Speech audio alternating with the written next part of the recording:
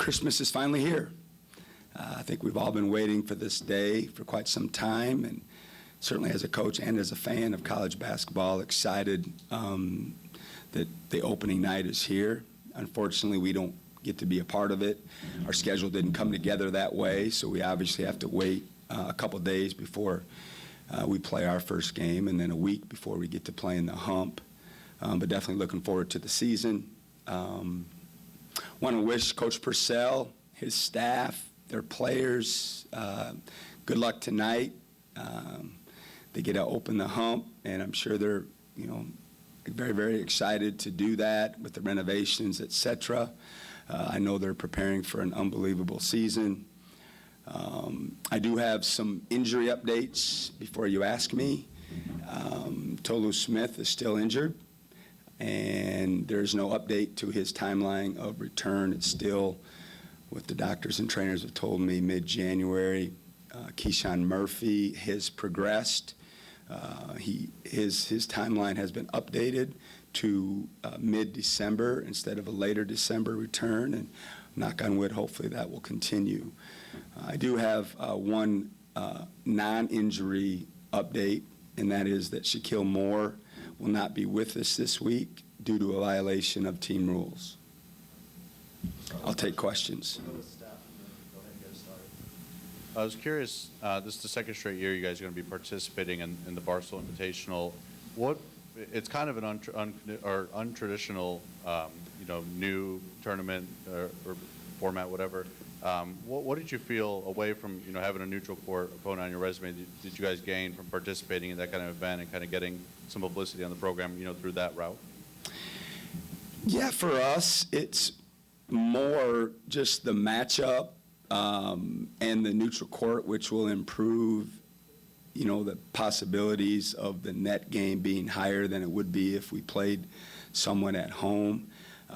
So in terms of how it felt for our players or as a coach, it's like any other game. I think the experience of playing in that particular event is more so for the attendees and then, how it's broadcasted and things of that nature. But from a basketball perspective, there's no difference.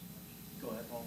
We Tolu out for non-conference, and against Southern Miss, we saw you play Cam some with the 5, and obviously Guy played a little bit, and Jimmy started. Is that more of a matchup thing with who you play this year as far as trying Cam with the 5? I'm sure you'll probably face bigger teams. Is that more of a game-by-game situation to see?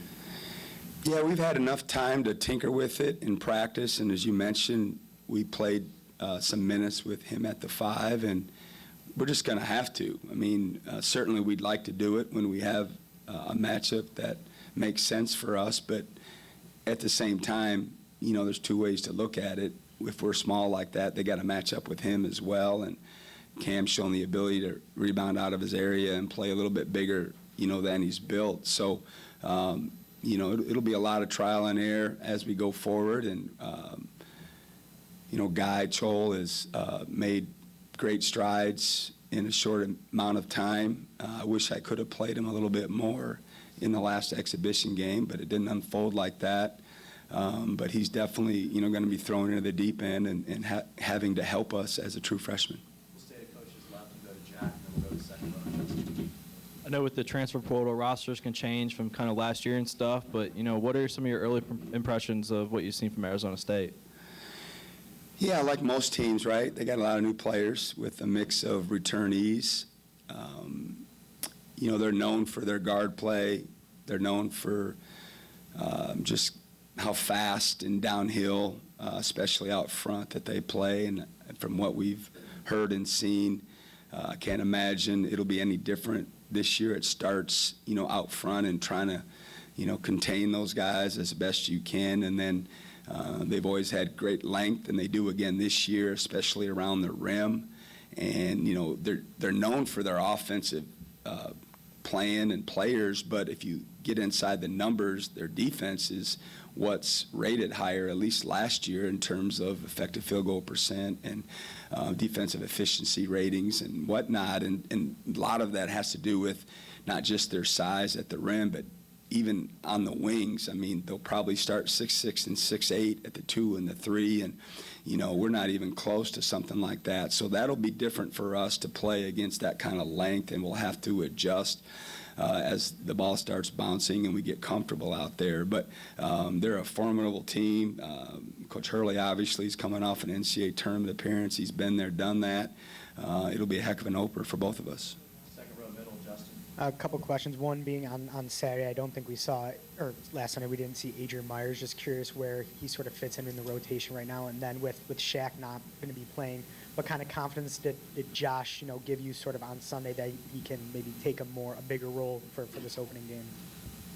Yeah, what was the first question? Just where you feel like Adrian Myers fits in the rotation right now. Like most true freshmen across the country, he's trying to figure it out. He's going from 30 to 75 in a hurry, and he's gotten better. He can really, really shoot the ball. He's gifted offensively. We're trying to change his body and get him to be a little more athletic and get him to understand what's required on the other parts of the game with defense and rebounding and accountability and understanding the system and all that goes into getting comfortable enough to be on the court. But he definitely could help us, and time will tell how the season unfolds. But in terms of Josh, he doesn't have an approach of a true freshman. He's just got a personality and a presence about him that's a little bit different than most kids walking in the door, and he's got a lot of confidence, and that confidence comes from not only his ability but the work ethic, what he's done to make himself the player that he is, and he's proven to us, at least thus far, we haven't played in meaningful games yet, that he's willing and able to help us move the needle and to be a part of the rotation, and what that looks like later, time will tell. Move back to the front row and Steph and Paul, and then we'll get it over. Is Andrew back and playing on Wednesday? Yeah, Andrew's been back with us and back with the team, and we expect him to be available on Wednesday. And how have you felt, he and Jimmy have kind of come along the last few months, after transferring in, and how they've kind of adjusted to their roles? Jimmy's a vet. He's been around the block a couple times, and he started 34 games in the Big 12, so he's been there, done that, and I don't think we've done anything or said anything that surprised him since he's arrived, and I love his approach. He's very businesslike. You know what you're going to get when he's on the court, and that's something with all of our guys that we're trying to get them to understand is it's not a grab bag, right? We want to know for the most part what we're going to get when we put you in the game, and we're still trying to figure that out with a lot of our guys. But with Jimmy, we're pretty comfortable with his adjustment to our scheme and our vocabulary and how we like to play. And then with Andrew, certainly there's maybe been a bigger adjustment for him because of the levels that he's used to playing against on a daily basis. He's got to figure out angles and how to defend and keep some guys that are maybe a little quicker than he is in front of him, but he certainly has an offensive repertoire that he brings with him, and that's why we brought him here, to help us on the scoring end, and he's trying to do enough on the defensive end to keep him on the floor. Paul, go ahead. Obviously, he missed some conditioning time with his summer injury, but where's Rams at right now as far as, obviously he played against Southern Miss, but where is he at from a percentage-wise getting back? Yeah, again, you know me. I wish I could get inside of his body and mind and tell you how he feels, but I can't. I only can observe what I see every single day, and it's something that, I'm challenging him, pushing, prodding, trying to get him to get out of his comfort zone every single day, and the obvious is trying to get him to realize that, all the work and any pain that he's feeling from a cardiovascular situation is going to help him on game day. But he's still not tip-top. He's still not where, he or we would like him to be. But, he needs game minutes too. It's just different. You can condition and practice all you want, but that feeling you get when the lights are on and the popcorn's popping is different, and hopefully, he'll catch up soon. Second row to coach's right. I know you're not going to be able to play at home until Saturday, but the building's going to look a little bit different than it did last year. So how excited are you about some of those renovations, and what are the fans in for when they get to the hump? well, I'm not going to be the spoiler guy. I'm going to let everyone see it on their own.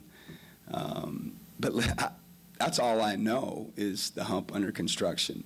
Since I've arrived, it's been under construction. So to me, it's the norm. So I'm looking forward to the abnormal, if you will, which it will be a finished product. And, I think both the men and the women's teams are excited to get back in their quarters, if you will, their locker rooms or video rooms or lounges, because we haven't been in them since the season ended. And there's been some obstacles that we've all had to overcome, to keep moving forward, to make sure we can get this thing renovated in a timely manner. But I think people are going to be excited to see it. I definitely know it's going to be a different feel than it was last year. I've spent some time yesterday walking around it, trying to stay away from the people that were, put the finishing touches on it. But I think people are really going to enjoy it.